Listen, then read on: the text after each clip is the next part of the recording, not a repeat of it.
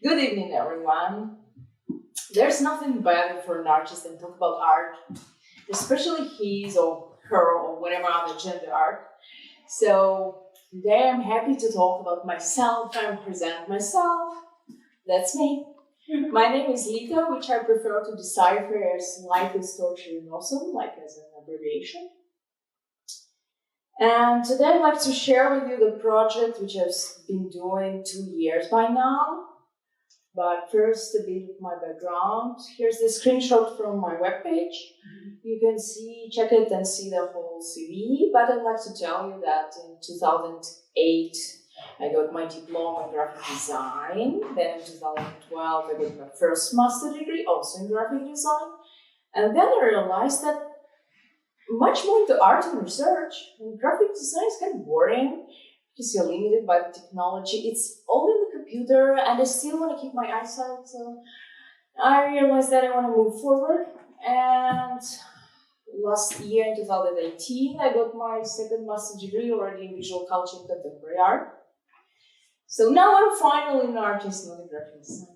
Doesn't mean that the education kind of defines you, but still, let's try to pretend to be official here. So I've been painting since the beginning of my studies, and I consider myself as a painter. But I also create objects in mixed media technique and collages, mostly analog collages. And here are some of my earlier works from 2016, big paintings, kind of abstract. In my painting practice, I research the topics of pain, flash, I love flash, and vulnerability and fragility of human body. That was very important for me always, since the very beginning. And then I kind of turned to portraits. So now the current practice, custom-made natural ink. What is it and why I'm using it? And trying to be environmental, because we all know what's happening here. Plastic, ice melting, fires everywhere. And I'm not vegan or vegetarian, but I invented my own medium, natural ink, from peels of vegetables, berries, nuts, herbs, gifts of the forest. I create my own paints, basically, avoiding mass production paints with toxic chemicals and especially in acrylics, in oil paintings. And basically, I'm boiling whatever I have at hand to extract the pigment, the color pigment. And as a preservatives, I use only acid and salt. And here you can see their palettes and the color testing, because colors are very capricious. It's very hard to get my favorite pink one. Our red one is almost kind of impossible because it turns brownish. So I'm experimenting a lot, and also the inks are mixing with each other on the paper, and then it's not for me to control it. And also here's the scientific part, because I'm trying to do the research, that according to custom scientific paradigm, all organisms, living organisms, consist of the same chemical elements. So basically, we are not only what we eat, but we are also the strawberry, and we are the brothers and sisters with strawberry fruits and vegetables. And portraying decay, I connect this physical and emotional, and this natural ink, my medium, is their merge of this connection to the nature. And sometimes I notice some particular people outside, it kind of catches my attention. I don't know, sometimes it's just hands, wrinkles or something, maybe the color of the eyes. And I already realized that I saw them among my gallery, among my portraits, and because all the traumas and all the challenges are imprinted on the face. So it's not completely abstract or imaginary. It's just about all of us, because we're all humans and we're all experienced, and then it's all with us. And finally, the pieces, one of my favorite pieces, which I did this year. They're very recent, and they're all natural inks. So the colors are, of course, a bit distorted here, but there's no Photoshop editing, just the projection. This project resulted this year in 2 solo exhibitions. This is one of my favorite. This is so sweet, guy. I love it. Yeah, I'm limited by the size of the paper because I prefer to use high quality paper, fine art cotton, 600 grams, which stands on all my liquid experiments, and it doesn't buckle. It's very important for me to produce the piece which kind of museum quality.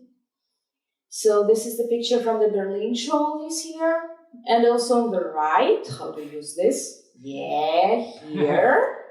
You can see that sometimes from crystals, because when I drifted away from paintings and created some sculptures and objects. So this is the portrait from the crystals I grew from the inks. And this is the picture from New York, the opening this spring. So of course I'd like to continue with my project because I think I cannot stop doing that because I think it's very important to just bring the awareness of the food waste, and with my art, I'm kind of promoting that.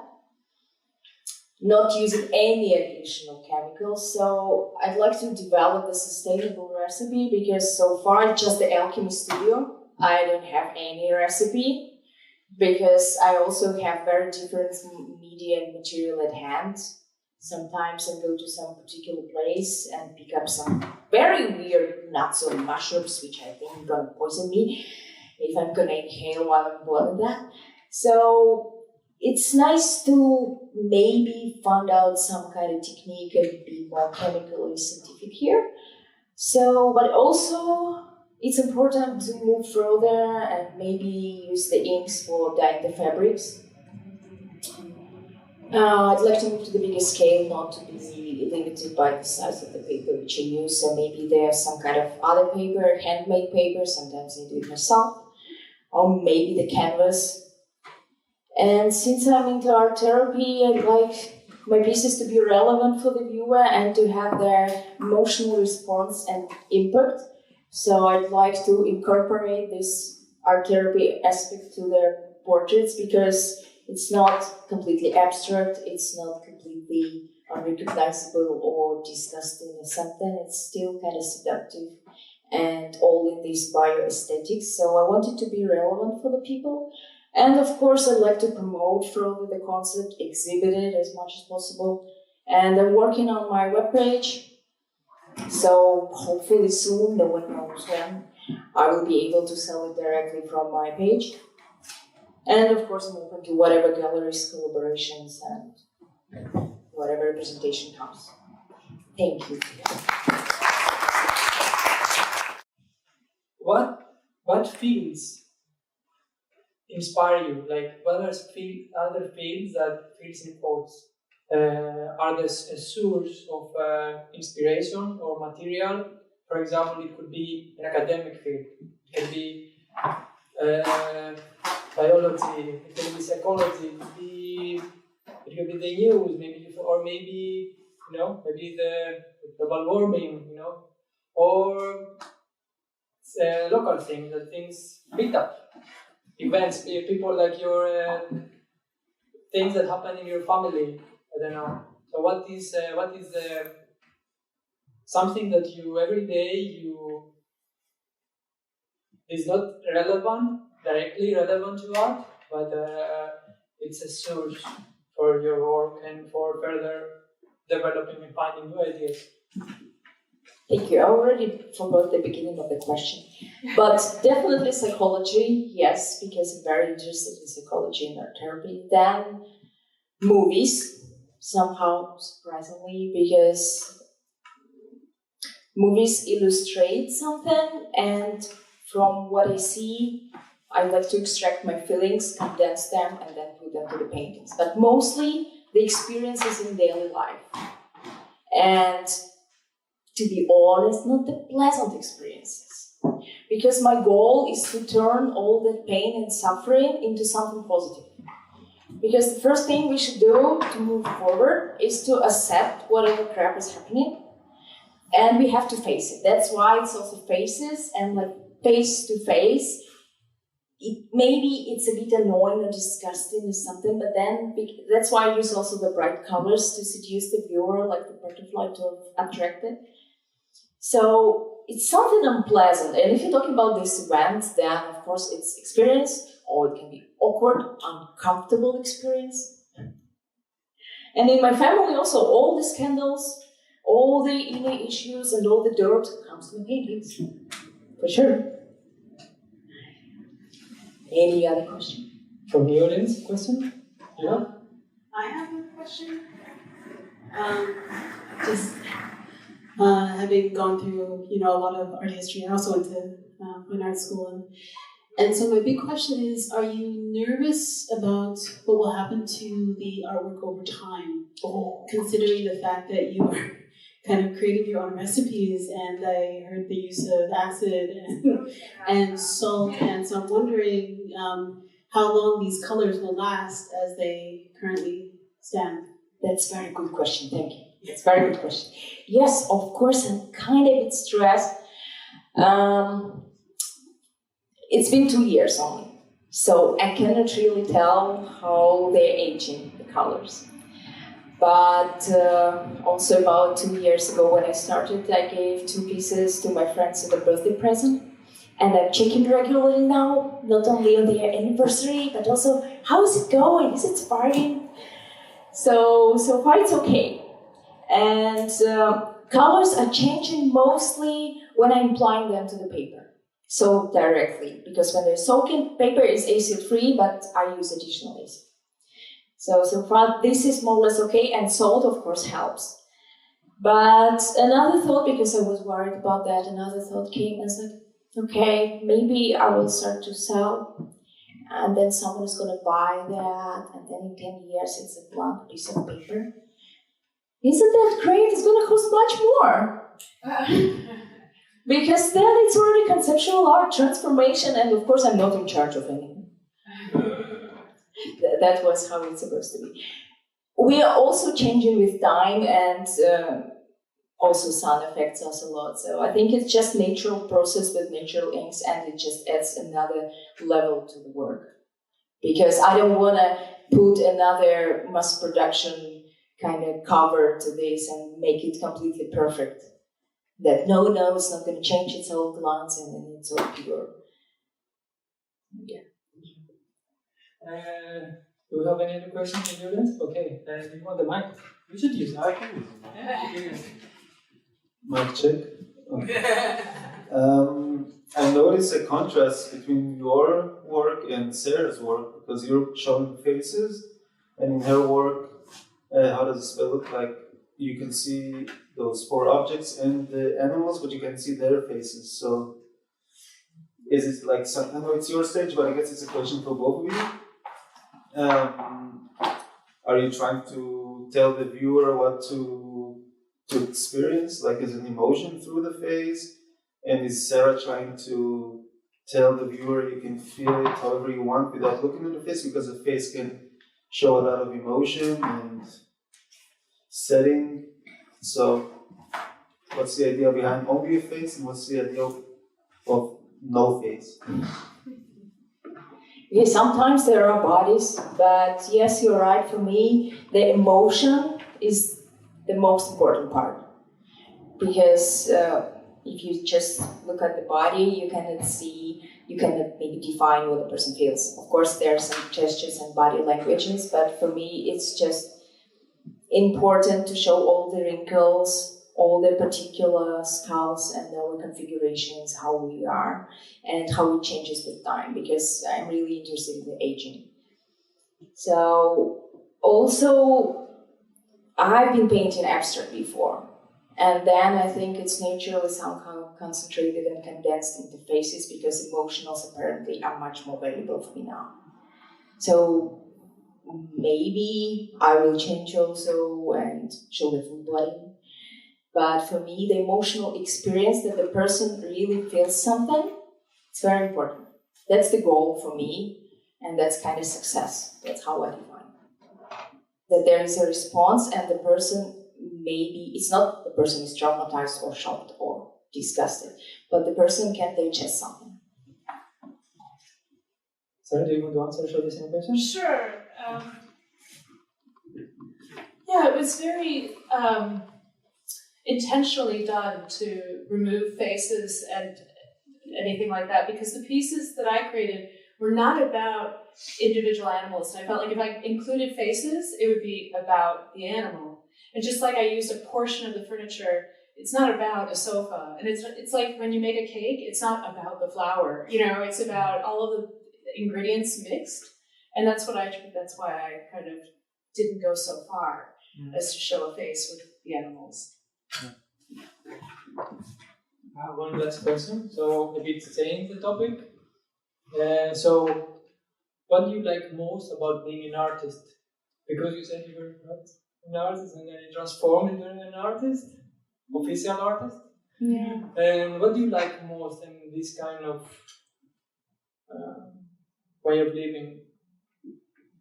Okay, who's the artist here? Raise the hand.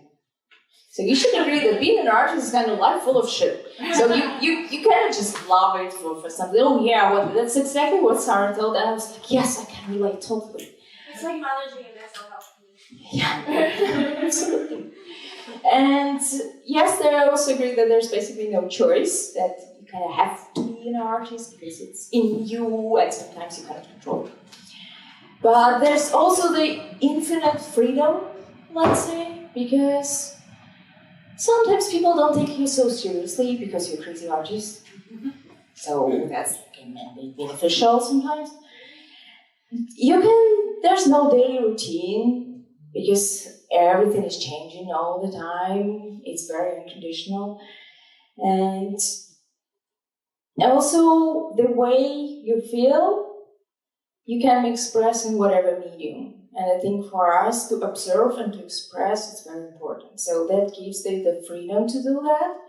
And no one is restricting you. So that's really the greatest part.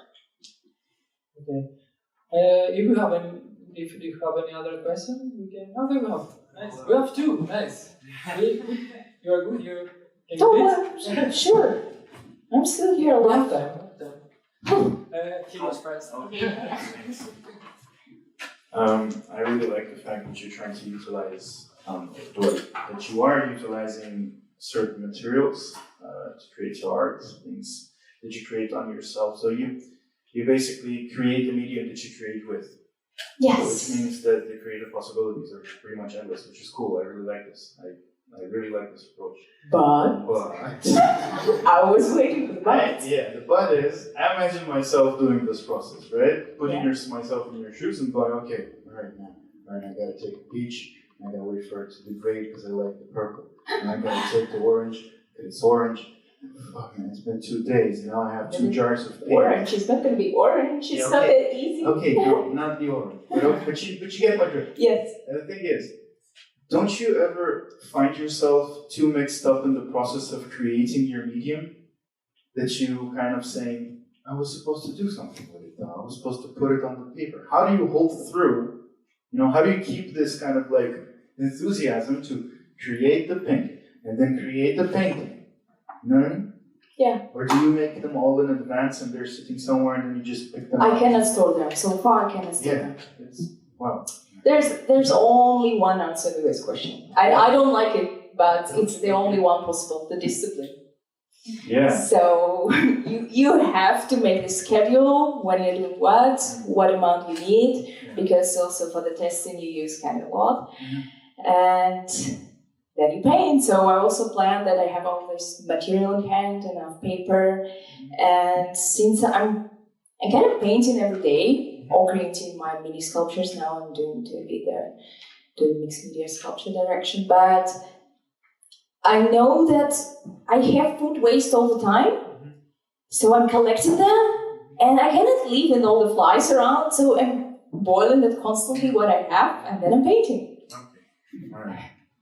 So it's on the circle, yes, and it's where you completely sink that. Okay, cool. Good to know. Thank you. You should try because I will. join the environmental direction. I do something similar with sounds, but yeah, I mean, I get it.